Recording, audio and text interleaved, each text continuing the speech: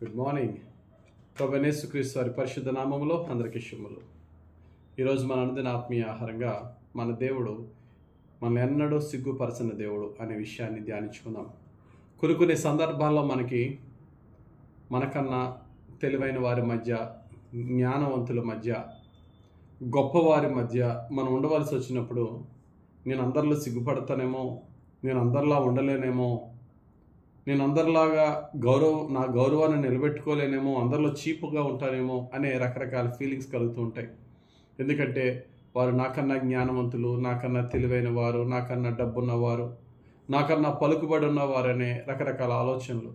కానీ దేవుడు ఈరోజు మనతో చెప్తున్న మాట ఏంటంటే, మన దేవుడు మనను సిగ్గుపరిచే దేవుడు కాడు. ఆయన మీద ఆనుకున్నప్పుడు దేవుడు ఎవరిని సిగ్గుపరుస్తాడట? వెర్రివారిని దేవుడు ఎన్నుకుని జ్ఞానులను సిగ్గుపరుస్తాడట. బలహీనులను ఎన్నుకుని బలవంతులను సిగ్గుపరుస్తాడట. ఎన్నిక లేని వారిని ఎన్నుకుని ఎన్నికైన వారిని సిగ్గుపరుస్తాడట. ఎంత గొప్ప దేవుడు మన దేవుడు. కొరింథీయులకు రాసిన మొదటి పత్రిక 1వ అధ్యాయము 28-29 వచనాలు ఈ విషయాలు మనం చూడొచ్చు. మన దేవుడు మనం సిగ్గుపరచుడు.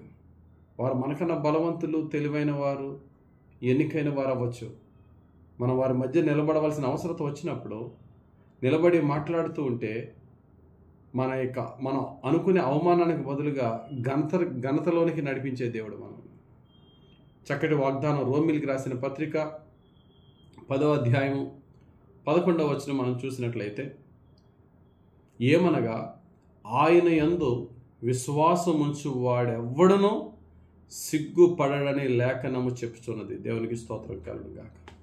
ఆయన యందు విశ్వాసముంచు వాడెవడునో, ఎవడైనా, ఎనీ పర్సన్, ఏ స్త్రీ అయినా ఏ పురుషుడైనా మన సొంత జ్ఞానం మీద, బలం మీద ఆధారపడకుండా ప్రభువా నీవే నా దిక్కని ప్రభు వైపు చూస్తూ మనం ముందుకు సాగిపోతున్నప్పుడు ఏం చేయాలో ప్రభు ఆ టైంలో మనతో చేస్తాడు. ఏం మాట్లాడాలో మనతో స్పాంటేనియస్గా, ఇన్స్టంటేనియస్గా దేవుడు మన ద్వారా మాట్లాడింపజేస్తాడు. సమయానుసారమైన పరిశుద్ధాత్మను నడిపింపిస్తాడు. యేసు ప్రభు శిష్యులు ఒకసారి యేసు ప్రభుని అన్నారు, ప్రభువా నువ్వు జ్ఞానుల యొద్దకు, అధికారుల యొద్దకు వెళ్ళి ఆయా సభల్లో నిలబడి మాట్లాడమంటున్నాం, మేము ఎలాగ వాళ్ళ ముందు మేము మాట్లాడడానికి మా జ్ఞానం ఏపాటిదని వారి యొక్క బలహీనతను బట్టి దేవుని ప్రశ్నిస్తున్నప్పుడు యేసు ప్రభు ఒకటే అంటాడు, మీరు వెళ్ళి నోరు తెరవండి, మీరు వెళ్ళి మాట్లాడండి. మాట్లాడేది మీ తండ్రి ఆత్మ మీలో ఉండి మాట్లాడుచున్నాడే కానీ మాట్లాడువాడు మీరు కారు అనే మాట మత్తయి సువార్త 10వ అధ్యాయం 20వ వచనంలో ఉన్నది. మరొక వాగ్దానం ఉంది. యేసు ప్రభు అంటున్నారు, కొందరు ఉంటారు, మీరు మాటల్లో ఏ తప్పు పట్టుకుందామా, మీ క్రియల్లో ఎక్కడ జనాలు సిగ్గుపరుద్దామా, అందరిలో నిన్ను అవమానం ఎలా పరచాలా అని ఎదురు చూసేవారు కూడా ఉంటారు. నేను వారికి కూడా ఛాన్స్ అని అంటున్నాడు దేవుడు.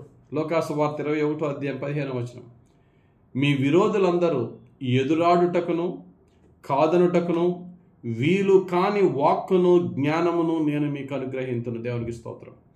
స్టెఫన్ గారు మాట్లాడుతుంటే తప్పు పట్టుకోవడానికి ట్రై చేసి ఆయనతో నిలబడి వాదించలేక సిగ్గుపడ్డారు. యేసు ప్రభు అపోస్తులు మాట్లాడుతుంటే యేసు ప్రభు మాట్లాడుతున్నప్పుడు కూడా ఏంటి వీళ్ళ ఎడ్యుకేషన్ బ్యాక్గ్రౌండ్ ఏంటి, యేసు ప్రభు వారిని చూసి ఇతడు వడ్లవాణి కుమారుడు కాడా, ఏంటి జ్ఞానం అని వారు యేసు ప్రభు విమర్శించి వారు సిగ్గుపడ్డారు. ఈరోజు దేవుడు చెప్తున్నాడు, మన దేవుడు మన పక్షముగా ఉన్న దేవుడు, నోటికి మాటనిచ్చేవాడు, కాలుకి నడతనిచ్చేవాడు, మైండ్కి ఆలోచన ఇచ్చేవాడు, చేతికి పని నేర్పేవాడు, సమస్తములో నైపుణ్యతనిచ్చేవాడు, మనల్ని హెచ్చించేవాడు. ఆయన వైపు చూద్దాం.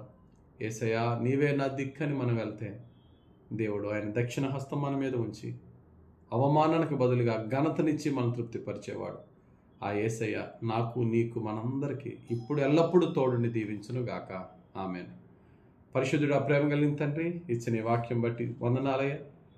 ధ్యానించిన ఈ వాక్యము మా అందరికను దీవెనకరంగా, మా జీవితాల్లో ఆశీర్వాదకరంగా ఫలింపజేయమని యేసుక్రీస్తు వారి పరిశుద్ధ నామములో ప్రార్థించి వేడుకొనుచున్నాము తండ్రి. ఆమేన్. తండ్రి యొక్కయు, కుమారుని యొక్కయు, పరిశుద్ధాత్మ దేవుని అభిషేకం హెచ్చుగా మనందరిపై దిగివచ్చి మనల్ని దీవించును గాక. ఆమేన్. God bless you.